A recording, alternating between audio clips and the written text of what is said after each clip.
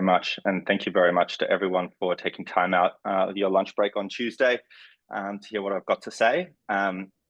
There are a lot of slides today. We're going to do about 38 slides in 60 minutes. So I'm going to be throwing a lot of information at you. So as Katya mentioned, everything's going to be recorded, so you can always watch it back. But also I'm letting you guys know in advance that I don't know how much time we'll have for Q&A at the end. I'm hoping a bit, but if not, because I've decided to jam pack so much knowledge in there, if anyone wants to catch up afterwards and ask questions and just kind of digest this a little bit more in a more kind of personalized and tailored way, I'd be more than happy to do that with you guys, because yeah, there's going to be a lot of ground that we're going to cover today.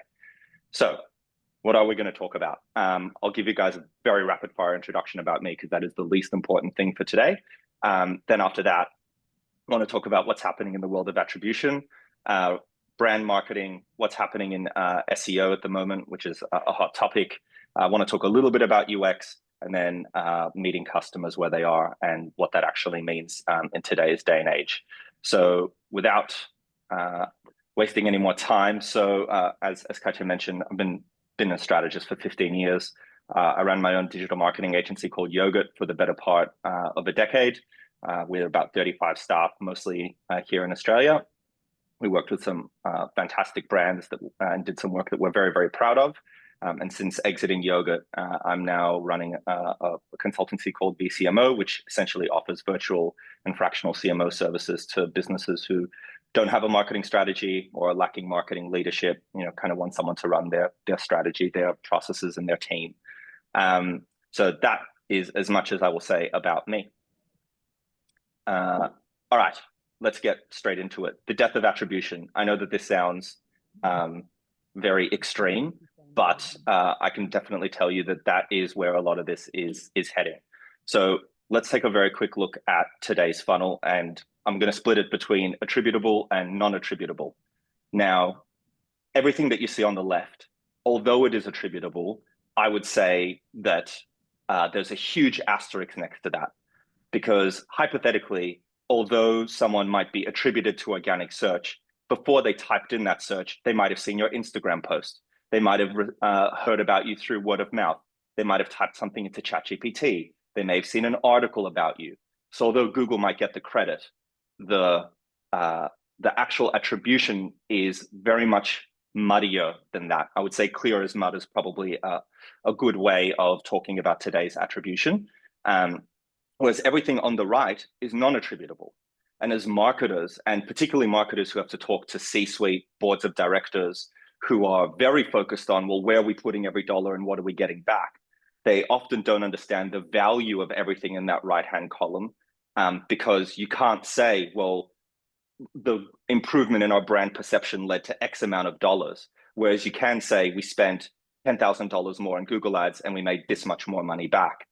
And so this creates a big challenge in the marketing world, where money is often being spent in the wrong areas because there's pressure on marketing departments to confidently say that for every dollar we're going to spend in this specific channel, this is what we're going to make back. So why has this become a huge problem? So attribution has become incredibly difficult. Apple's cookie changes, anti-tracking and privacy laws, ad blockers. Something like 30 to 50% of people globally are using ad blockers. And that doesn't just block your ads, it also blocks the tracking. So the numbers that we are getting are not accurate numbers. Growth of apps, I mean, think about how much time people are spending on applications now. Most of that is not included in your tracking. You've got multi-device journeys, whether that be in-person, desktop, conferences, all different things. And also the explosion in the number of available channels. I mean, you think about marketing 60 years ago, it was like TV, radio, print. And now you've got, I don't even know how many social networks are out there these days, how many large language models exist, how many AI chatbots exist. It's impossible to get on top of it all. And because of that lack of attribution and because of those crazy numbers, there's a huge bias that is resulting in budget being allocated to the wrong places. And there's a flawed understanding of marketing impact. There's also no integration between these channels. Most of those platforms are walled gardens. So take Facebook, for example. They will claim as credit a conversion, as long as you have seen their one of your ads or one of your posts as you happen to be scrolling past, even you spent no time on it and it did not register mentally, they will still claim that as their own conversion, because in their walled garden, they can't see anything that has happened across any other channel. So you're going to look at that and say, oh, look how well Facebook is doing. But it might not have had anything to do with Facebook. It might have been the incredible brand campaign that you're running across TV and out of home, and the huge PR campaign that you're running that has led someone onto Facebook in the first place, but the attribution is skewed in the wrong place.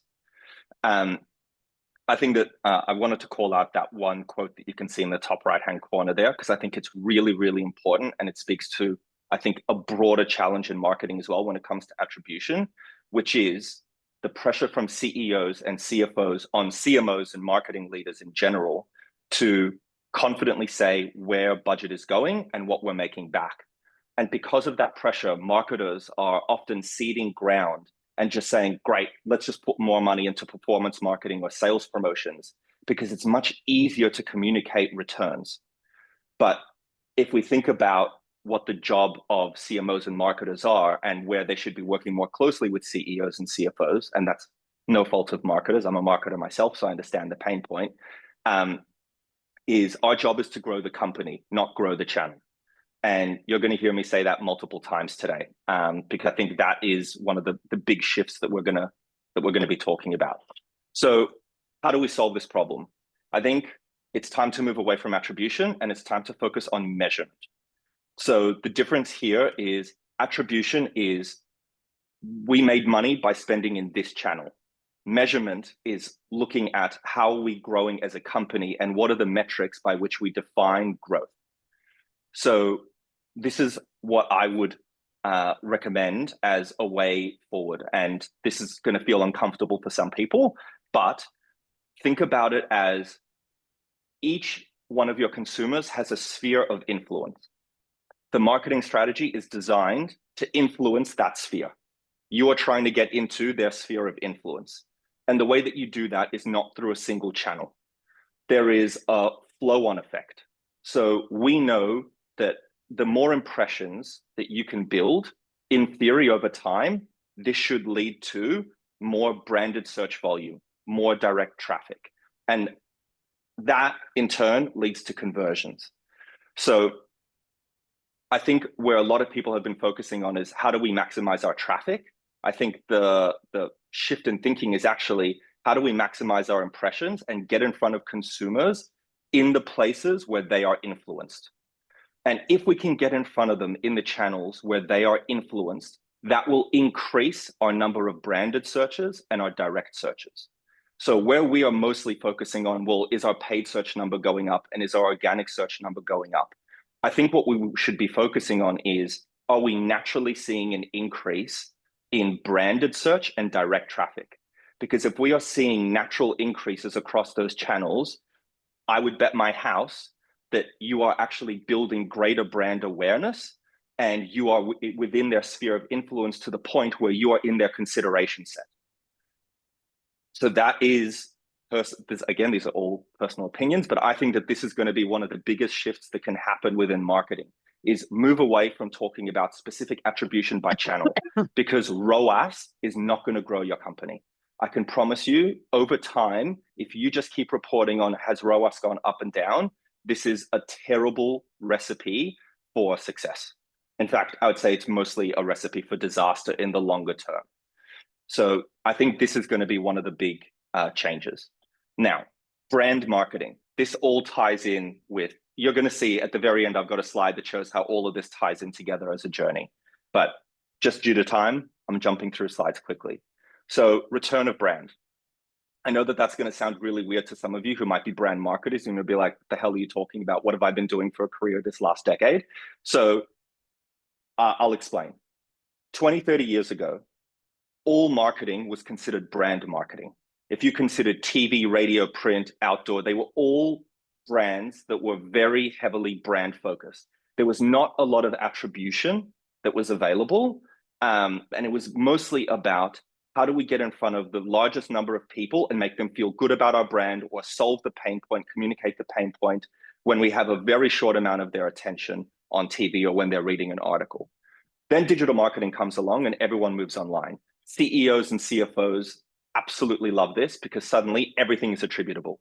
They can confidently tell their board, we're going to spend this much money, we're going to get this much back, which is awesome. And so inevitably, everyone decides to start throwing money there. And as a result of that, focus starts to shift. Now we're not measuring brand affinity anymore. Now we start measuring ROI and ROAS. And so we are now starting to move from measurement again to attribution. So that's where that shift first starts to happen. Interestingly enough, over that same time period on Seek in Australia, there's double the amount of job ads for digital marketers as there are brand marketers. So you can start to see that people are starting to think more and more about digital marketing channels as opposed to how do we build a brand.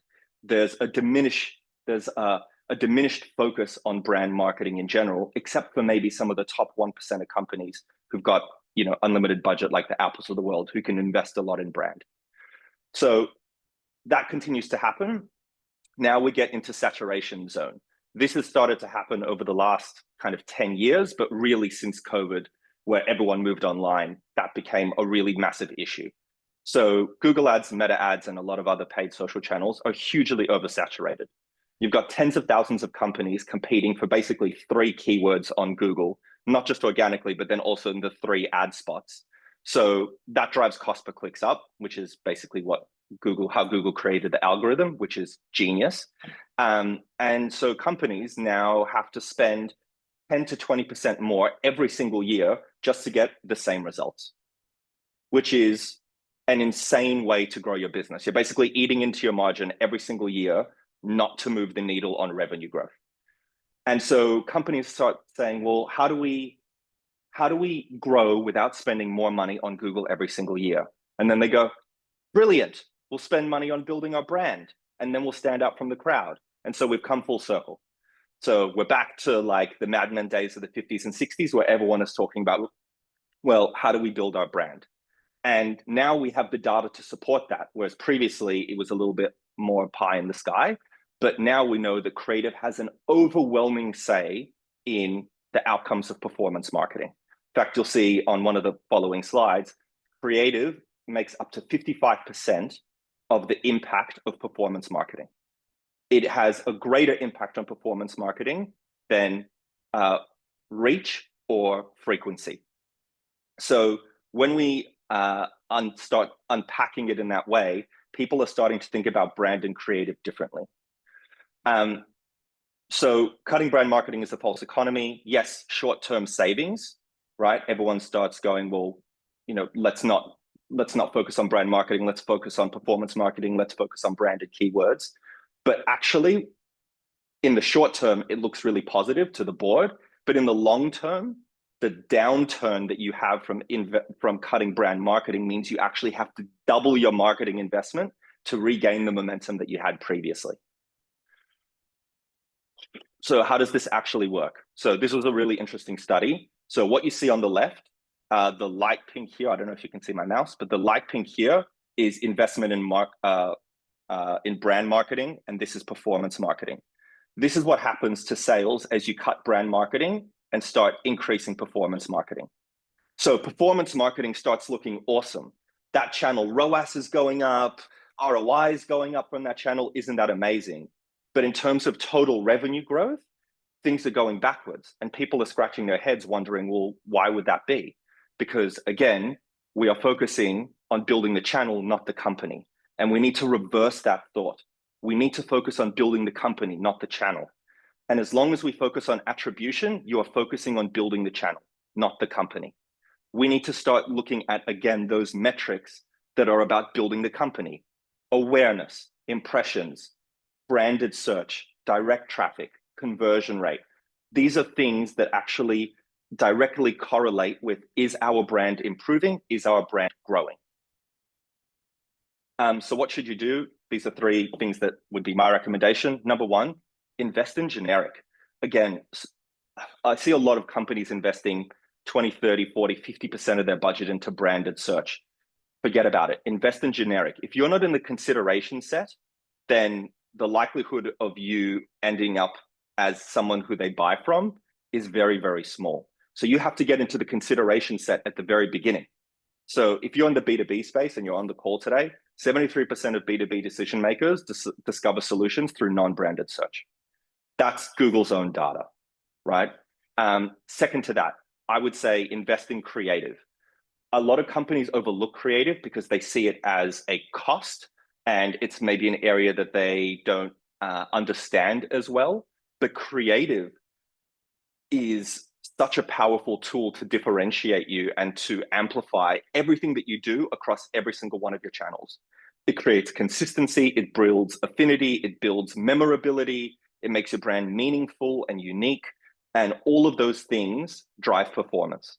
So if you have bad creative, you're probably doing yourself an injustice in terms of the effectiveness of all of your other marketing. And the third thing is change your mindset. I think we need to focus in other areas, and marketers need to be more bold in the conversations that they're having with CEOs, CFOs, and boards. They need to be more honest and more transparent and explain what is actually happening in the marketing world and bring them along that journey. And I know that that sounds like the onus is all on marketers. It's not. The onus is also on CEOs and CFOs to listen to marketers and bring them into those board conversations, because we as marketers are horrifically underrepresented in those rooms. So I've kind of covered this one. Creative isn't a cost, it's an investment. So it will actually make all of your other marketing better. You are adding compound growth by investing in creative. This is a very interesting study as well, just to top it off very quickly. Basically what it said was that on the left here, you can see actual advertising spend, and they've characterized that ad spend based on whether the ad was dull, moderately dull, very dull, or extremely dull. And it basically said that if your ad was extremely dull and you spent $11 billion on advertising it, compared to the ad that was non-dull and spent 20 billion, to get the same reach and the same memorability and the same market share as an interesting ad, you would actually need to spend $120 billion. So the impact of interest in your advertising is 12x, just to quantify that. So invest in good quality creative will build your effectiveness and your reach and your market share across all of your channels. And this is just one for those of you who want to go in and talk to boards and CEOs. You can throw this number at them. It comes from McKinsey, so it's a great source. Companies with strong brands saw 31% higher shareholder returns over a 10-year period. You can just leave that with them to kind of stew on and think about while they're arguing whether or not you should be spending more on building the brand. All right, future of SEO. I imagine that a lot of you guys joined just because you wanted to know about this one, because there's a lot happening in this space. Personally, I'm really, really sick of reading the article on January 1st every single bloody year that says that SEO is dead. It is not dead. It is not dying. It is not extinct. But as always, and like every other channel, it is evolving. And it is evolving more rapidly than it has previously. So quick stroll down memory lane. This was 2011 Google for me. This was peak Google. I love this Google. Ads, very easy to stand out, highlighted in yellow. They're on the left and right. They're all over the place. They're also pretty shallow, so there's not too many of them up the top. And organic, easily visible above the fold. Results are almost all websites. Today, please excuse my dark mode in the background when I took the screenshots. So this is where the fold is, up here. This on the right is what happens when you open the AI answer. So all of a sudden, this is the first website result. The next website result is down here. Everything in between that is rich snippets, which is Google, forums, videos, which is Google because it's YouTube, and then other websites. If you are in an e-commerce space or a location-based business, you're even spending even more time on Google platforms like Google Images, Google Maps, Google Travel, Google Hotels, YouTube. It's a close, as close as you're going to get to a closed ecosystem without the ACCC coming after you. So what does this actually mean in terms of zero-click searches and what's happening with AI, and how does the new layout impact everything? So the latest data, and admittedly, this is from America. Australia is a very small market, but we then tend to follow America in a lot of things numbers-wise. So take it with a grain of salt, but also understand that the research that's coming out is reasonably fresh. So in America, almost 60% of searches are zero-click searches. That means that someone types in a keyword and clicks on absolutely nothing, right? So they've already gotten the information that they need without clicking on something. For roughly 40% of them are clicks. However, of those 40% that are clicks, 30% are going back into the Google ecosystem, so they're not even linking out to other websites. 1% of all traffic is paid traffic. I know that that seems extremely low, but I'll show you a number later that will explain why it's actually not that low. And so for every 1,000 searches on Google, only 293 make it to a non-Google, non-ad property. That is exceptionally low. And for most of those clicks that are to unpaid organic results, they are either, I would say roughly half of them are either branded searches or navigational searches, which means they already know where they want to go. They are not searching for options. They already know what the option is, and they're just trying to get there, which means if you're sitting there and waiting for someone to find you on Google without having done any marketing to build their sphere of influence in other places, which we were kind of talking about before, you are already going to lose the game because there is very little traffic. You're fighting for a very small piece of traffic. And the sphere of influence is starting to move into other places. So for example, on Meta, LinkedIn, X Threads, Reddit, Instagram, and TikTok, if your post does not have a link, you get 10 times the reach as if your post has a link. In fact, some of those platforms don't even allow you to have links. And Meta's own data, on their website, there's a link there for you to go and take a look at it. 98% of posts displayed in feeds did not include a link. And if it did, it was not a link to outside of Meta. So they are all trying to keep you in platform. So zero-click search, and as a result of that, zero-click marketing is the way forward. Where that becomes difficult is, again, when you speak to CEOs, CFOs, and boards, and you're basically saying, we're going to do a whole bunch of marketing, but we're not going to be able to attribute it. We can't attribute it to a channel. They don't understand that. That is a very difficult conversation to have, but it's the conversation that has to be had because that is where marketing is going. We are going to need to start focusing on marketing strategies that target people in their sphere of influence without being able to directly measure whether or not they clicked on anything that led to our website. Because even on the attribution front, again, if you appeared on a podcast, as an example, and then someone came to your website, they might have seen your podcast on an Instagram post. So the attribution will be Instagram, but actually it was you going on the podcast. So even on that sense, that's what I mean by the whole attribution game is rigged, essentially, and it's extremely skewed. And so we need to build marketing strategies, understanding that a lot of what happens in marketing, we're not going to see the clicks anymore. We're not going to get that attribution. And by the time someone makes it onto Google, they probably already know where they want to go. Now, when I said that 1% of Google searches are ads, and you probably went, well, that seems low. Consider that they process 5 trillion searches per year, and then take 1% of that, and then suddenly that starts to feel a little bit better, right? So 13.7 billion searches per day happen on Google. And I wanted to provide a little bit of context because everyone has been freaking out about ChatGPT and what is our ChatGPT strategy? What do we do?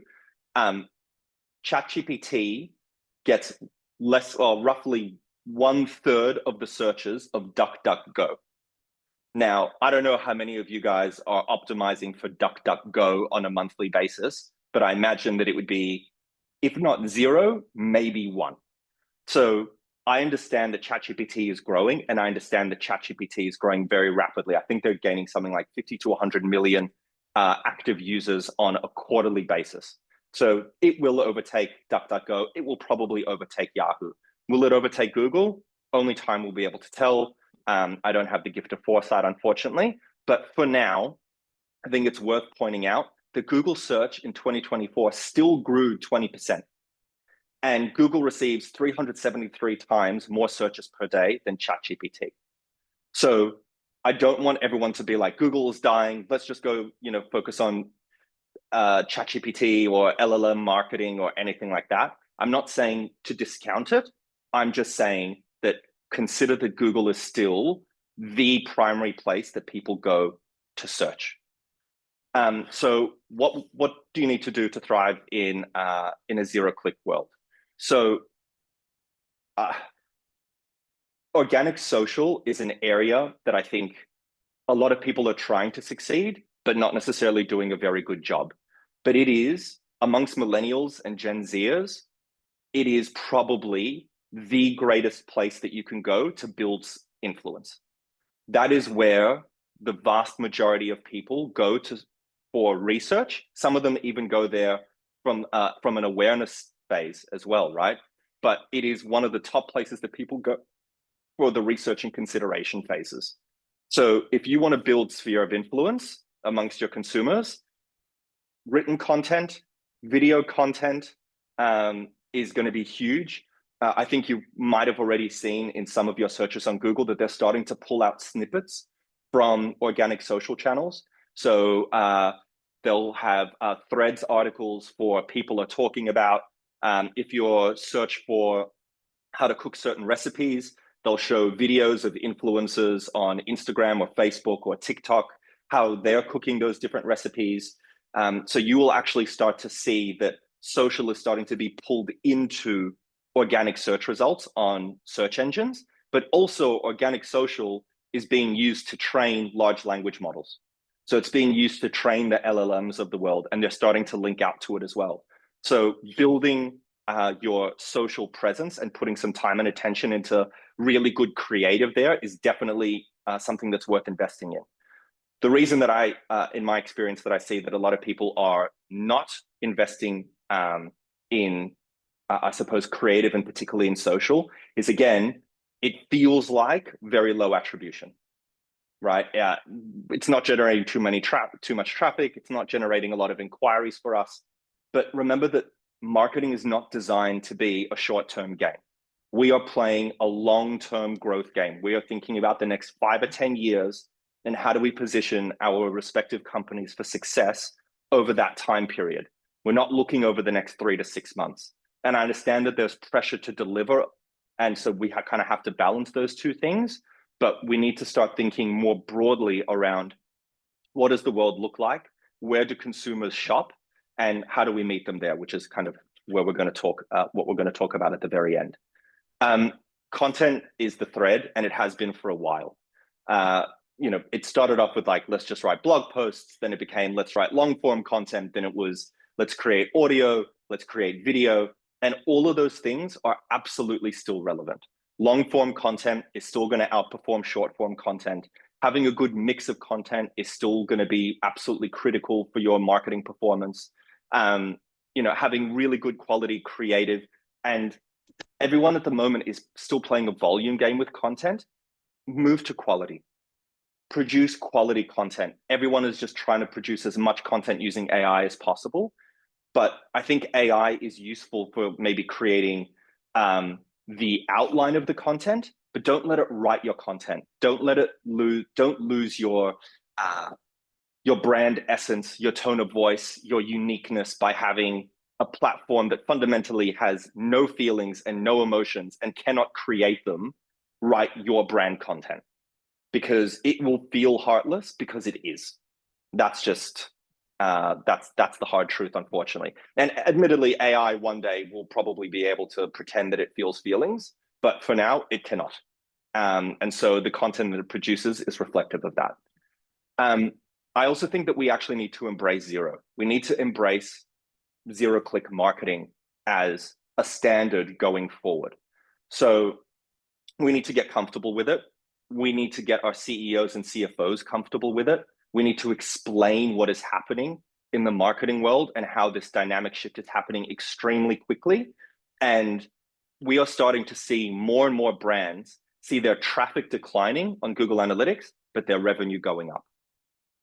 And that's because while they might not be getting as much traffic because people are researching in other places, the traffic that they're getting is when people are ready to buy. So the people who have the intention to purchase are still coming to purchase at that point in time. But what we are seeing is that the research phase is not happening on our websites anymore.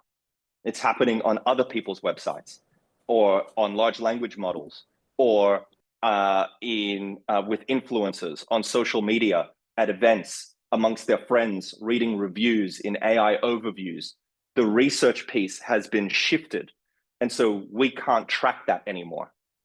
And so we need to start thinking about, well, if we can't track it, does that just mean that we stop doing all other marketing? Of course not. We just have to change the mindset of, even though we can't track it, we know that these channels are absolutely critical and we need to keep investing in them, because although traffic is down, as long as our revenue is growing, that's the only thing that matters in business. Revenue's got to grow. All right, UX. UX is a real passion point for me. And I know that this seems like an obvious one for digital marketing trends. And to be fair, I talk about it every year, hoping that it's going to get bigger than what it is. But then something new and shiny comes along like ChatGPT and just blows everything else out of the water. So I'm just going to like keep on keeping on and championing UX and conversion optimization, because there is $92 spent on driving traffic for every $1 spent on converting it. This is an insane disparity, especially when you consider the cost per click is going up, that saturation across channels is continuing to increase. I think the latest study was globally CMOs said that their budgets had decreased by anywhere between 8 and 12%. So budget is going down. We need to squeeze more out of what we have. Even though budget has gone down, oftentimes our targets have not gone down. They've potentially gone up because we still need to demonstrate growth. So we have to do more with less on top of everything else. And yet we're still pouring money into top of funnel on performance marketing and hoping that that's going to move the needle for us as a company. The problem is that we have very little control over what happens at the top of the funnel. And what I mean by that is, you could have a new competitor come into the market with double your budget and blow your cost per click out of the water, and suddenly that channel is dead to you, right? During the pandemic on Facebook, some people saw cost per click increases of between 500 and 1,000%. That makes the channel untenable overnight. So if you are just relying on top of funnel, driving traffic there and thinking that that's just going to be every year the goose that lays the golden egg, you're digging yourself an early grave. So we need to start thinking about, well, what are the areas that we can control ourselves? And the bottom of the funnel is the easiest one, because once somebody lands on your website, you control 100% of that experience.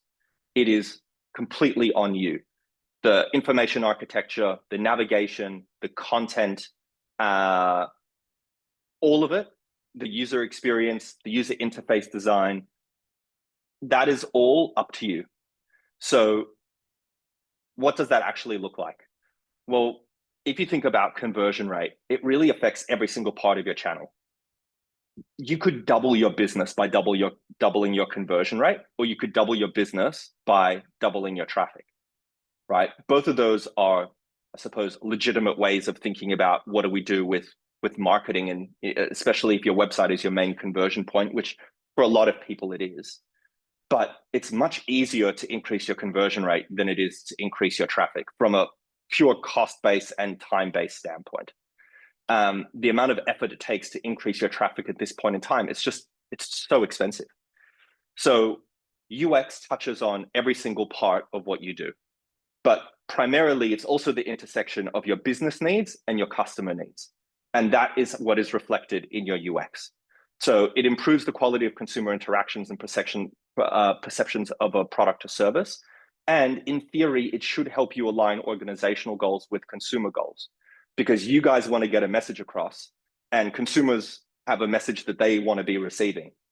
But if there's misalignment there, or if you've made it very difficult for them to learn what they want to learn or achieve what they want to achieve on your website, then you are the biggest roadblock to your own success. And the amount of companies that I sit with, sat with a company who gets about 500,000 visits to their website a month. When I was talking to them, they said, oh, we really need to improve our SEO. I said, okay, why do you want to improve your SEO? And they said, oh, we think that we can be doing better across some keywords. And I said, all right, well, that's interesting. What's happening with your conversion rate? Their conversion rate was like 0.2%. I was like, well, why are you trying to grow your traffic by 10 to 20% per year? It'd be so much easier for me to grow your conversion rate by 10 to 20% because 0.2 is such a low base. And it was a complete mindset shift of we keep needing to fill the top of the funnel. And that's, I suppose, where marketers have been for a long time. But I think that there's some market conditions, macro and micro, that are forcing us to rethink, well, where is our time and money and energy best spent? And I think that bottom of funnel has been heavily overlooked. And I don't just mean like bottom of funnel paid channels. I mean, bottom of funnel optimizing your website. So what does that look like? I personally think that, again, UX research is extremely undervalued. A lot of the testing and optimization work that I see happening within organizations is occasionally involves HIPPO, or highest paid person's opinion, which I imagine that a lot of us have experienced. Sometimes it's done by committee, so everyone just throws in an idea and then we just like test a whole bunch of stuff and it essentially becomes spaghetti testing. Let's just throw something at the wall and see what sticks. But we have more information on who our consumers are and what they expect from us than ever before. It is all at our fingertips. And you don't have to be, the best UX researcher of all time to be able to gather data. There are so many tools out there that make that readily available to you. And some of the, I suppose, the methodologies that I lifted on the right, both quantitative and qualitative, some of them, yes, okay, definitely are more advanced techniques, but things like heat scroll and click maps, things like session recordings, customer surveys, user journey mapping, analytics modeling, live surveys on the website. These are all things that you can and should be able to do. Analyzing a heat map is not hugely difficult, but the number of people that I've spoken to who either don't have heat maps set up or have them set up but never look at them is a little bit terrifying to me. So if you split it between quantitative and quantitative, so the numbers tell you what behaviors are happening. The qualitative research tells you why that behavior is happening. So it's really beneficial to do them together. So for example, I would do click scroll and heat maps. Sorry, I realized I wrote click twice there. I would do surveys. I would look at GA4. I would do a competitor analysis. And then I would also do interviews, live session recordings, live chat analysis, and open-ended surveys, right? And I would take all of that data and I would start looking for trends and patterns that I'm seeing in the data around how people perceive our brand, how people engage with our brand, how they use our websites, how they compare us to competitors. That is extremely valuable data that you can actually use not just to optimize your website, but actually to optimize every part of your marketing funnel. UX, more so than pretty much any other channel, creates channel integration, because you can take those insights from your UX research and apply them to every other part of your marketing channel. So for example, for your earned channels, you can incentivize social sharing, reviews, and word of mouth using known motivators. You can update your ad creative and paid to be more relevant and enticing. You can review your keyword selection. You can update ad copy and site link extensions to match consumer pain points. For your own channels, you can optimize websites to appear for keywords for your personas. So, long tail searches that they might be looking for. You can review your email marketing segmentation to ensure it aligns with your personas. You can update your website content to be reflective again of pain points and expectations of customers. There are so many things that you can use that data for across your entire funnel to influence your decision making. And I think at an organizational level, marketers and the senior leadership teams that they're a part of need to move away from saying, I think, we believe, in my experience, those types of things, and start moving towards, wherever possible, hard data. Our customers tell us, the data shows, those types of conversations, it's much more difficult to argue with someone when they're saying, here are the numbers, here's the data, it's directly from our customers, this is what they expect of us. You'd be hard pressed to find someone who wants to go and mount a difficult argument against you when it's not your personal opinion, it's what your customers are telling you. So it creates a dynamic shift within the organization as well when you're doing this type of UX research and you start bringing that data to your organizational decision-making, to your website optimization process, your bottom of funnel approach, and how you optimize and focus on all of your channels higher up the funnel as well. All right, meet customers where they are. So I've kind of been talking a little bit about this throughout, but just to get really specific on it, and again, talking about the sphere of influence. You have push channels and pull channels. A push channel is when someone is not necessarily looking for your message, but you are pushing your message onto them. So a good example of that would probably be paid social, right? Because it's not someone typing in a keyword, it's you building an audience within the platform and saying, show my message to this audience because I believe that they are the ones who are most likely to purchase from me. And some of them, that is the case. Then you've got pull channels, which is someone who actively is looking for a service or a product like yours, and you want to pull them to buy from you. And something like that would be paid search because they've typed in a keyword saying, I want to buy a white t-shirt. You happen to sell white t-shirts. You pull them onto your website, they buy from you. I think that there's been a lot of focus on pull channels, but what is happening right now is that we are going to have to spend more time pushing because people are searching in a whole bunch of different places. And so we need to build our company awareness in places where they might be looking for us, they might not be, but we got to start pushing our message out there. And so things like paid ads, and admittedly, I've put social in there, but I've also included search because I think the generic search can tick that box if you are really focusing top of funnel awareness. But again, how much do you want to spend there versus in other areas these days? I mean, probably depends on your budget and your overarching strategy and your goals. Organic social and influencers, there's still a lot that can be done in this space. And I think that organic social is going to grow. And particularly if you have a look at that quote at the bottom there, 50% of Gen Z start their buying journey on social media, overtaking any other channel. So if you come back to one of the earlier slides when I was saying, once you need to build that sphere of influence, because if you're not in the consideration set, then you're unlikely to get purchased from. You need to start putting yourself into the consideration set at the very beginning. Even what you see there, that last quote there, which I think for those of you that are in the B2B space is also interesting. 86% of B2B buyers have a day one list, meaning that when they know that they have a problem that they need solved, they kind of have a list of who they think they're going to buy from. And about 92% of them will buy off that list in the end. Meaning that if you're not on that list from the very beginning, the likelihood of you kind of squeezing your way into it is very low. So building awareness and being in someone's consideration set early is absolutely critical to making sure that you can convert them at the very end. And most of building that awareness is zero-click marketing. It is non-attributable marketing.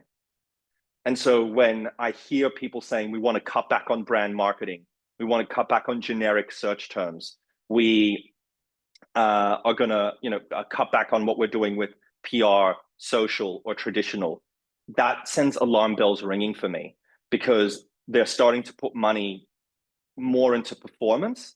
And if I were to come back to them 5 years from now, the chances are that overall their market share is shrinking. Because if you are continuing to market to the same group of people over and over again, the number of new customers that you're winning is going to shrink while your competitors are starting to market to and winning market share off you because they are marketing to build consideration, because they are marketing to build awareness, because they are marketing to be in the research phase. And I think that a lot of, I suppose, your kind of tier one brands understand this, and it's why they don't just invest in performance, you see them investing in all of these things simultaneously. They have a multi-channel approach, and you need to have a multi-channel approach too. So video, PR, events, sponsorship. I put letter drops there, and I imagine that some people might be kind of saying, seriously? But it is actually making a little bit of a comeback, because you are getting in front of, very specifically, people within certain neighborhoods who follow certain demographic profiles, who geographically might be around your store or a location or something like that. And they are likely to, even if they're going to throw it in the bin eventually, they're still going to take it and look at it. And so the cost for that view in many instances is much cheaper than the cost per view of some performance channels. Because how much does it cost to print a tiny flyer these days and put it into someone's hand? It's actually not that much. And so I'm seeing some brands get pretty creative with this and go back to doing letter drops in specific areas, because they're finding that they're getting pretty good cut through at a much cheaper rate than some performance channels. And I'm not going to sit here and say, like, don't worry about Google Ads, just do letter drops. I'm just saying that it's important to think more widely around what is happening in marketing. And again, how do we get inside someone's sphere of influence? On the research phase, again, non-branded search is going to be big. When people are researching these days, I don't know how many of you guys have got ChatGPT installed on your computer, or if you've got the Chrome extension or something like that. I know people who are using ChatGPT right away now instead of using Google, and that number of people is going to increase. And if people are doing research there, you need to have some level of optimization for large language models. But the way that large language models work is it's in the name, it's language. So they are optimizing based on, and they are pulling you in based on how often your brand name appears next to other keywords. So in my case, if it was like virtual or fractional CMO, the more that I can put my name next to virtual and fractional CMO out into the online world, that is how the language model will learn that that is the association.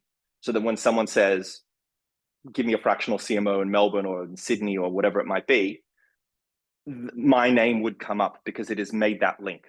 It's not the same as what Google used to be, where there was like a whole ranking algorithm where it was like, oh, well, how many links do you receive, and how much content do you have, and how many pages, and what's your internal linking structure? It's not like that. It is purely based off language, which is why I was saying earlier that content is so important, because the more that you can build content that associates your brand name with specific content and specific keywords, the more that large language models are going to make that link and help you appear for those key terms. And it learns pretty quickly. So you can actually see change happen reasonably fast. All right, quick recap. I've been talking a million miles an hour, but I kind of wanted to show everything we've discussed in one journey. So step one, performance attribution is increasingly hard and frequently wrong. It is very difficult. And even the top 1% of brands who've got all the money in the world, they still cannot build you an attribution model that is perfect.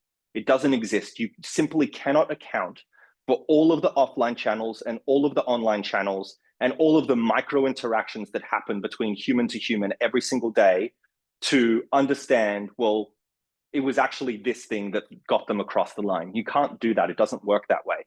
So we need to focus on measurement. And so simultaneously, zero-click searches and AI are starting to eat up organic search volume and change consumer behavior. So zero-click searches are 60% of searches already globally, but it's worth just quickly mentioning that that number is probably higher because it doesn't include the Google app, and it doesn't include voice search. So that 60% number could be 70 or 75% pretty easily. So knowing that that is happening and that this trend is probably going to continue, that is going to make attribution even harder. So attribution is already hard. Now it's going to get harder. So how do we combat this? We have to start building brands. You can't build channels. You have to build the brand. But in order to build the brand, you need three things: excellent creative, mindset shift around metrics, and patience and consistency. I've spoken about patience and consistency a little bit, but we really need to start focusing on long-term outcomes, not short-term gains, because short-term gains are a dangerous way of running a business. And companies that think long-term will almost always outperform short-term thinkers. So excellent creative, cornerstone of your entire marketing strategy across all channels. The better your creative, the better your performance outcomes. This is shown time and time again, study after study. The strength of your creative is directly correlated to the strength of the rest of your marketing. But to demonstrate the impact of all of your marketing and thinking about brand building in general, we have to start thinking, again, moving away from attribution, what are the measurement metrics by which we can understand whether or not we are doing a good job? So impressions, organic brand searches, and I specifically mentioned organic because if you're paying for brand searches, that doesn't count. So organic brand searches, direct traffic, conversion rates, and ultimately revenue. Is revenue growing? And then stop trying to get customers to where you are. You have to go to where they are. They are going to naturally live where they are most comfortable. And if you keep operating where you're most comfortable, if those two worlds happen to overlap, good for you, you're very lucky. But for a lot of companies, they do not. So you need to go to their sphere of influence where they are comfortable, where they are spending their time, and start building your brand there in collaboration with them in their communities. And then from there, they can then go on their own journey of looking, kind of doing a bit more research on you and deciding whether or not they want to buy from you. And then the last 2 points, speak to your CEO and CFO and explain the shift in strategic thinking. Forget short-term vanity gains of 1 or 2 performance channels, which is really what most people report on, and start putting those metrics in front of them that show the impact of marketing at a business level more broadly. And then finally, you're spending so much money driving traffic. It eats up so much of your budget. Start putting a little bit of money into optimizing the traffic that you're already receiving. Invest in a conversion optimization strategy, get some A/B testing going, do some UX research. Again, similar to creative, the impact there affects all of your channels. You know, the saying, a rising tide lifts all boats. Well, that's true of conversion rate. If your conversion rate goes up site-wide, all of your channel performance improves. So that is, that's my presentation for today. I'm actually shocked that I managed to get through that many slides in with 3 minutes to spare. So thank you for listening to me talk at you for an hour. Questions? I'm going to have a sip of water very quickly. Thanks, Michael. That's great. I definitely will rewatch it. Very impressive. Thanks for sharing that. I hope there are going to be questions. Everyone seems to be very quiet.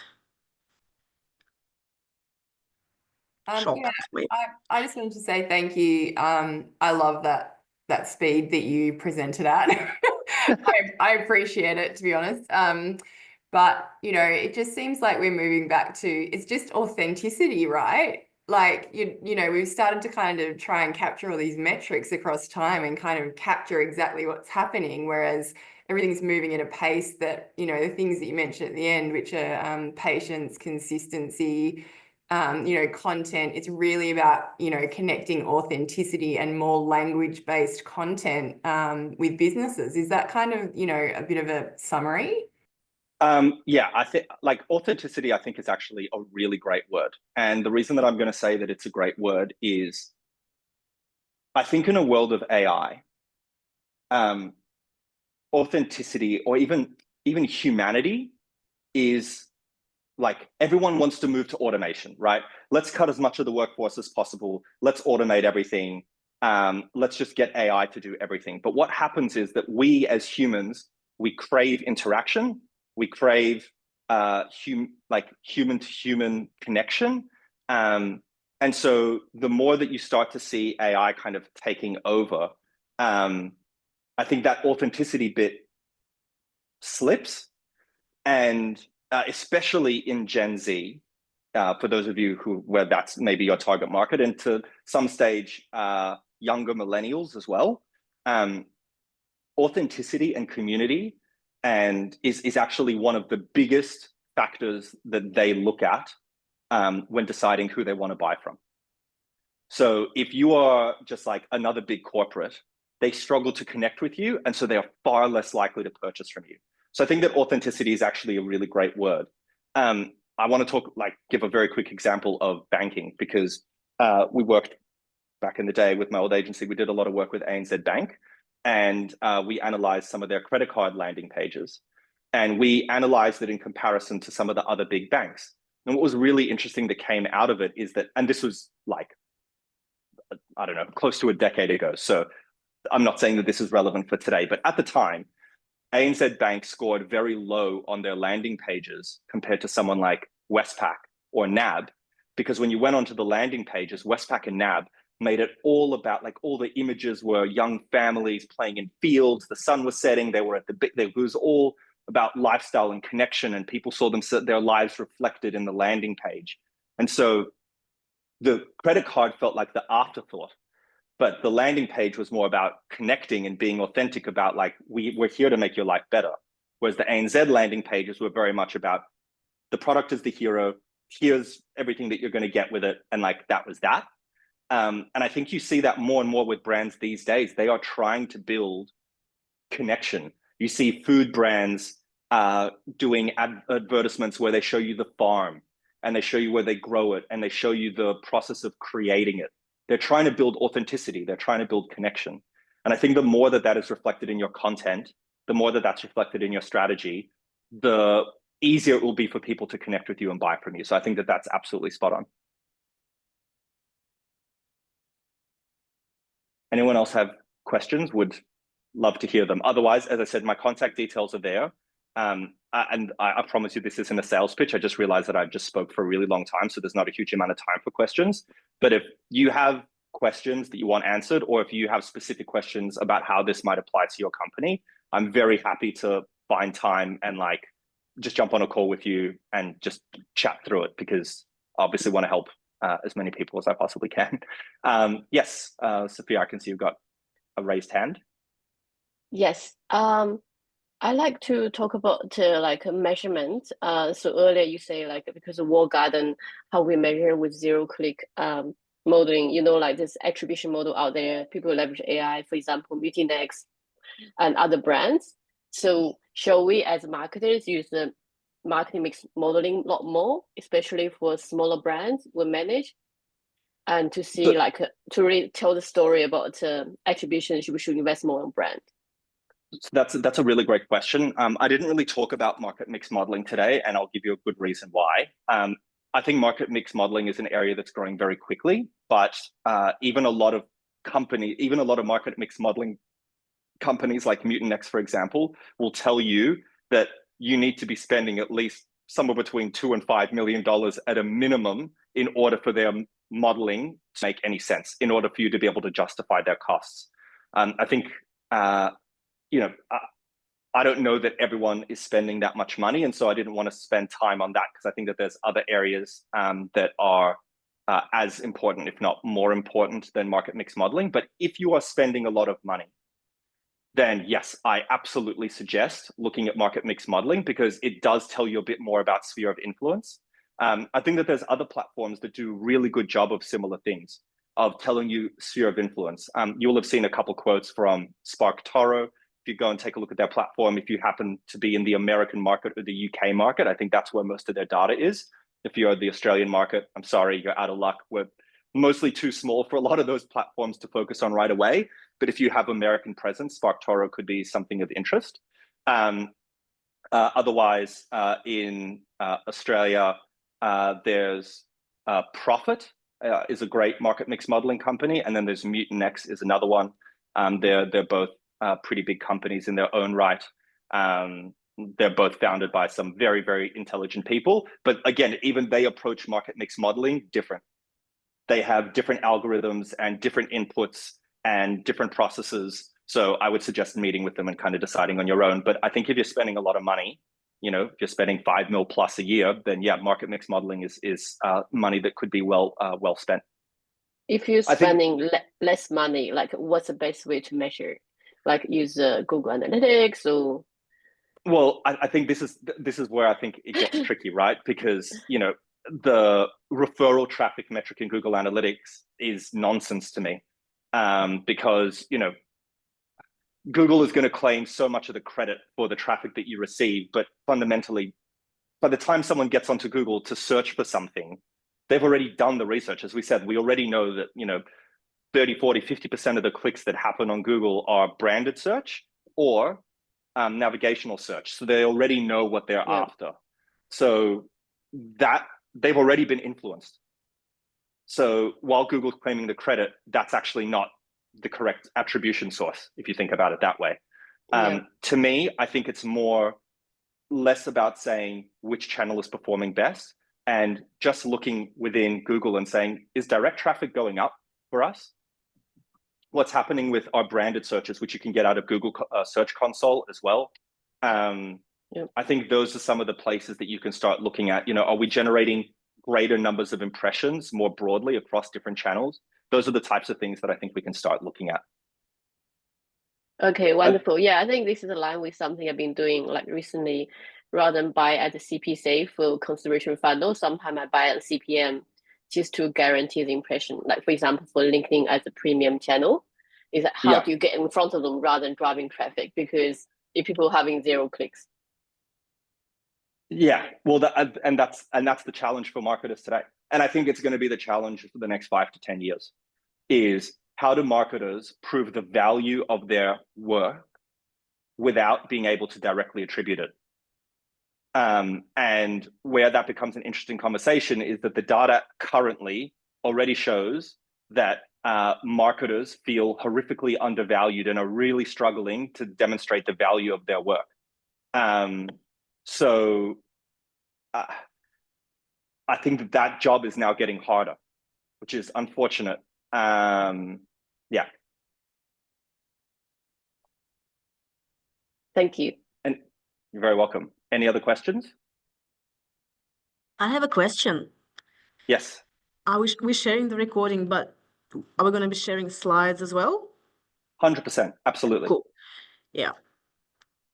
Thanks. That's it for me. Anyone else?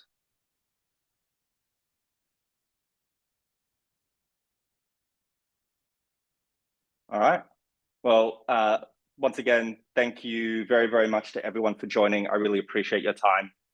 Please reach out and connect with me on LinkedIn. I'd love to keep in touch. And yeah, reach out if you have any questions or if there's anything I can help with. I'm more than happy to assist wherever I can.